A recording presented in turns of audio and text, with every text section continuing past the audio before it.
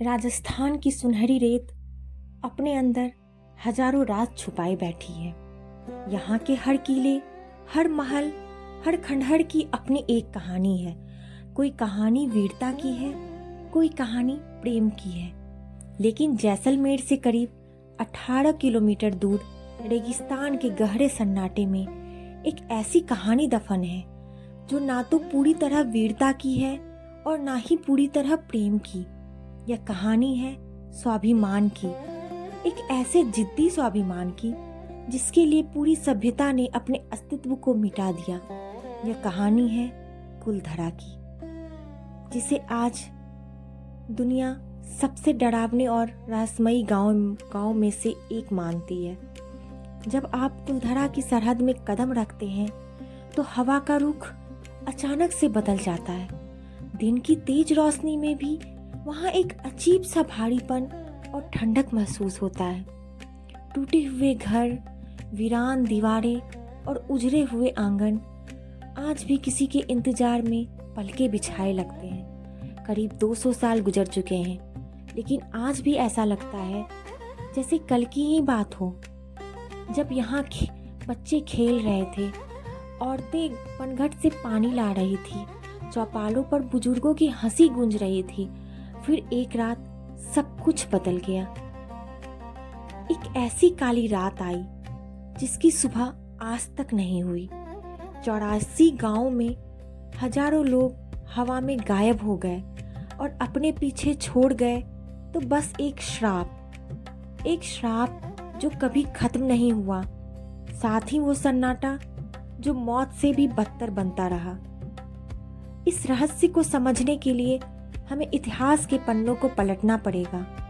ऐतिहासिक रिकॉर्ड से बताते हैं कि कुलधरा की करीब स्थापना 13वीं सदी के आसपास हुई थी। इसे पालीवाल ब्राह्मणों ने बनाया था, जो मूल रूप से पालिया क्षेत्र से माइग्रेट होकर यहाँ पहुँचे थे। उस दौर में कुलधरा कोई वीरान खंडहर नहीं, बल्कि जैसलमेर रियासत का सबसे समृद्ध, सबसे ताकतवर और खुशहाल गांव हुआ करता था। पालीवाल ब्राह्मण सिर्फ पुजारी नहीं थे, बल्कि वह बहुत बड़े व्यापारी, अद्भुत वैज्ञानिक सोच वाले थे। रेगिस्तान, जहाँ की पानी एक एक बूंद के लिए तरसना पड़ता है, वहाँ पालीवाल ब्राह्मणों ने अपनी बुद्धिमत्ता से खेती का एक ऐसा मॉडल तैयार किया जिसे देखकर आज के वैज्ञानिक भी हैरान रह जाते हैं।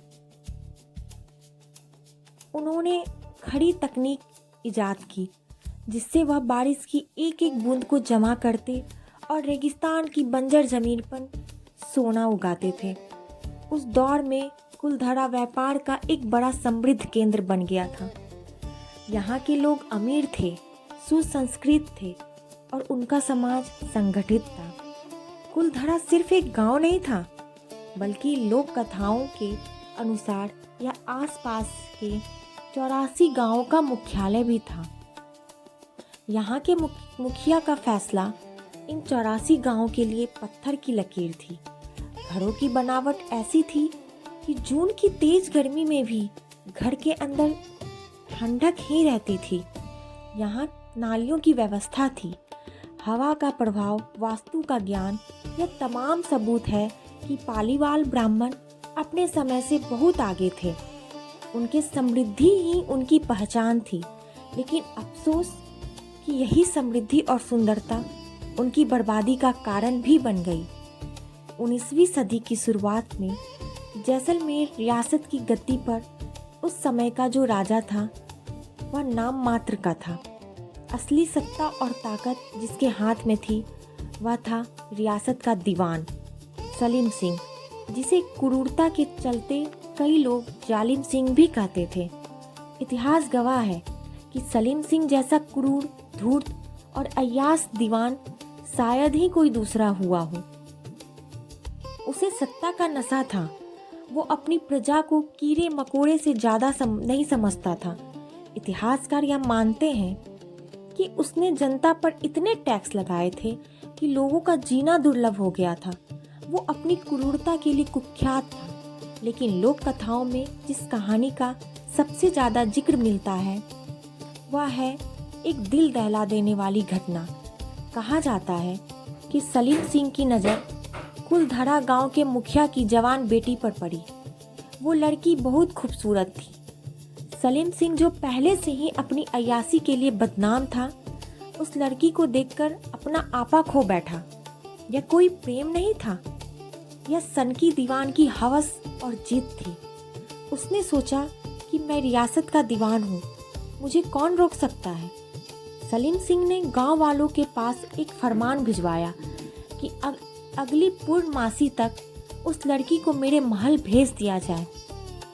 अगर ऐसा नहीं हुआ तो कुलधरा पर अपनी फौज लेकर मैं चढ़ाई कर दूंगा, गांव को तहस नहस कर दूंगा और तुम्हारी एक एक ईंट से ईंट बजा दूंगा। यह संदेश किसी बिजली की तरह गांव पर गिरा। पालीवाल ब्राह्मणों ने सिर्फ एक लड़की की बात नहीं थी, यह उनके धर्म, उनकी इज्जत और उनके सैकड़ों साल पुराने स्वाभिमान का सवाल था। वे अपनी बेटी को एक ऐसे राक्षस के हवाले कैसे कर सकते थे जिसने पूरी रियासत को नर्क बना रखा था। लेकिन दूसरी तरफ एक समस्या यह भी थी कि सलीम के पास सेना थी, हथियार थे, राजा का मौन समर्थन भी था। गांव वाले जानते थे कि अगर मना किया जाए तो कत्ले आम मच जाएगा। सलीम ने उन्हें सोचने के लिए कुछ दिन की मोहलत दी थी। यह कुछ दिन कुलधरा के इतिहास के सबसे भारी दिन थे। हर घर में डर का माहौल था। हर पिता अपनी बेटी को लेकर चिंतित था, लेकिन हार नहीं पाई। आखिरकार वो रात आई जब सलीम सिंह की दी हुई मोहलत खत्म होने वाली थी। अगले दिन पूर्णमासी थी और सलीम अपनी सेना के साथ लड़की को लेने आने वाला था। उसी रात कुलधरा के प्राचीन मंदिर के बाहर एक गुप्त सभा बुलाई गई। यह कोई साधारण सभा नहीं थी। इसमें कुलधरा के अलावा आसपास के गांवों के प्रतिनिधियों को भी बुलाया गया था। रात के अंधेरे में हजारों लोग मंदिर के प्रांगण में जमा हुए। चेहरे पर चिंता की लकीरें थी, लेकिन आंखों में एक अजीब सी चमक। सवाल बड़ा सीधा था कि क्या हम अपनी बेटी को उस जालिम को सौंप दें और अपनी जान बचा लें, या फिर हम उनका सामना करें। सामना करने का मतलब था सिर्फ मौत, क्योंकि निहत्थे ब्राह्मण सलीम सिंह की ट्रेंड फौज का मुकाबला नहीं कर सकते थे। तभी उस पंचायत ने एक बड़ा फैसला लिया जिसकी मिसाल इतिहास में दूसरी नहीं मिलती। गांव के मुखिया ने अपनी पगड़ी उतारी, सबके सामने रख दी, भारी आवाज में कहा कि यह बेटी सिर्फ मेरी नहीं है, यह हम सबकी बेटी है। यह पाली वालों की इज्जत है। हम अपनी इज्जत का सौदा नहीं करेंगे। हम यह गांव को छोड़ देंगे। हाँ, सही सुना आपने। लड़ने या झुकने के बजाय त्याग का रास्ता चुना। हजारों लोगों ने एक ही सुर में फैसला किया कि हम अपनी पुश्तैनी जमीन, अपने पुरखों के घर, अपनी लहलहाती फसलें, जमा पूंजी सब कुछ छोड़ देंगे, लेकिन बेटी उस राक्षस को कभी नहीं देंगे। यह फैसला हो सकता है सुनने में आपको आसान लग रहा हो, लेकिन आप कल्पना करके देखिए, जिस घर में पीढ़ियों से वक्त गुजरा, पैदा हुए, मरे, जिस मिट्टी में पूर्वजों की अस्थियां हो, जिस आंगन में बचपन बीता हो, सब कुछ एक पल में त्यागने का निर्णय, यह भारतीय संस्कृति के स्वाभिमान का सर्वोच्च शिखर था। यह घटना लगभग 1815 से 1825 के बीच मानी जाती है। फैसला हो गया था। उसी रात तुरंत आदेश दिया गया, जो जैसा है वैसा ही निकल पड़े। किसी को कुछ भी साथ ले जाने का मौका नहीं मिला। यह मंजर दिल दहला देने वाला था। आप कल्पना करके देखिए कि उस रात हजारों घरों के दिए एक साथ बुझा दिए गए। औरतों ने अपने भारी सोने चांदी के गहने, जो वह साथ नहीं ले जा सकती थी, उन्हें घर में आंगन में गड्ढा खोदकर गाड़ दिया गया। बुजुर्गों ने रोते हुए अपने घरों की दीवारों की चौखट को आखिरी बार चूमा। बच्चों के खिलौने आंगन में बिखर गए। चूल्हों में जलती हुई आग पर पानी डाल दिया गया, जिससे उठने वाला धुआं उस रात की गवाही दे रहा था। बैलगाड़ियां जूती और एक महापलायन शुरू हुआ। यह शायद दुनिया का सबसे रहस्यमयी पलायन था। 84 गांव के हजारों लोग, बच्चे, बूढ़े, औरतें, जानवर सब एक साथ निकले। हैरानी की बात यह है कि उसके जाने की किसी को भनक तक नहीं लगी। सलीम सिंह के गुप्तचरों को ही पता नहीं चल पाया। ऐसा लगता है जैसे रेगिस्तान की हवाओं ने, उस रात के अंधेरे ने उन्हें अपनी पनाह में ले लिया था। वो हजारों लोग किस रास्ते से गए, किधर गए, कहाँ जाकर बसे, यह आज तक एक अनसुलझी पहेली है।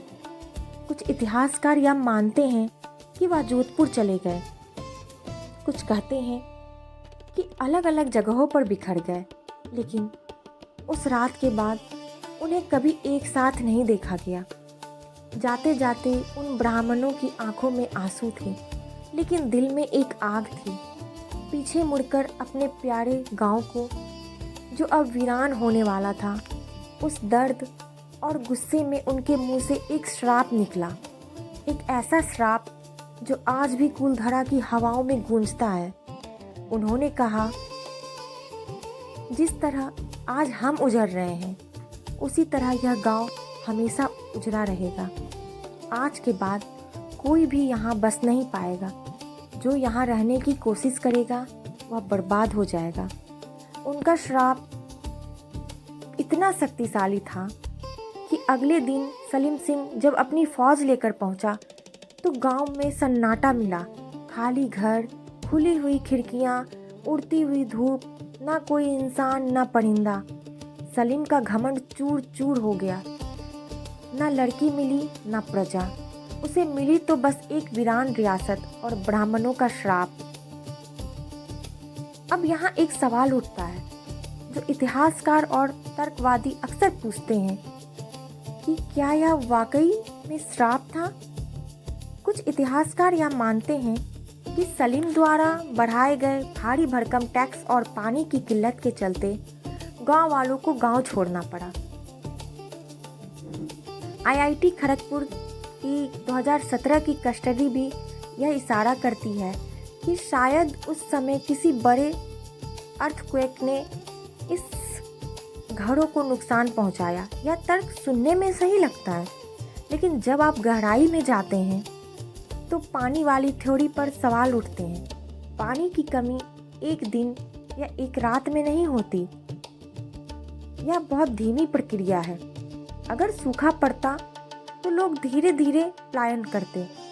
एक साथ 84 गांव रातों रात खाली नहीं होते। पालीवाल तो जल संरक्षण के मास्टर थे। उनके बनाए हुए तालाब और कुएं आज भी जिंदा हैं।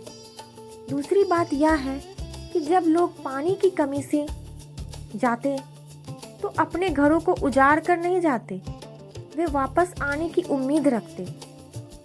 लेकिन कुलधरा के घरों को देखकर ऐसा लगता है कि लोग ऐसे गए जैसे उन्हें पता था कि अब कभी वापस नहीं आने वाले हैं। इसलिए साइंस भी अपनी जगह पर एक स्वाभिमानी वाली कहानी का वजन ज़्यादा महसूस होता है। पालीवाल ब्राह्मणों के जाने के बाद सलीम सिंह ने बहुत कोशिश की कि गांव को दोबारा बसाया जाए। उसने दूसरे लोगों को वहां भेजा, लेकिन कहते हैं कि जो भी वहां रहने गया वो एक रात भी टिक नहीं पाया। किसी के घर में आग लग गई तो कोई बीमारी से मर गया, कोई डर के मारे भाग गया। धीरे धीरे लोगों को यकीन हुआ कि कुलधरा इंसानों के लिए रहने लायक नहीं बचा। वक्त बीतता गया, 100 साल, 200 साल, लेकिन आज भी कुलधरा वैसे ही वीरान है। समय वहाँ थम सा गया है। आज वहाँ जाने पर आपको टूटे हुए मकानों कतारें दिखती हैं। ऐसा लगता है जैसे घर के लोग अभी अभी बाहर गए हैं और वापस आने वाले हैं, लेकिन वो कभी नहीं आए। उस श्राप का असर सिर्फ उस जमाने तक सीमित नहीं रहा। आज के आधुनिक दौर में भी कुलधरा अपनी डरावनी कहानियों के लिए जाना जाता है। तो दोस्तों, आपको यह कहानी कैसी लगी हमें कमेंट बॉक्स में ज़रूर बताएं। अगर आप इसी तरह की सच्ची और रोचक कहानियाँ हमसे सुनना चाहते हैं तो द अनटोल्ड स्टोरी को सब्सक्राइब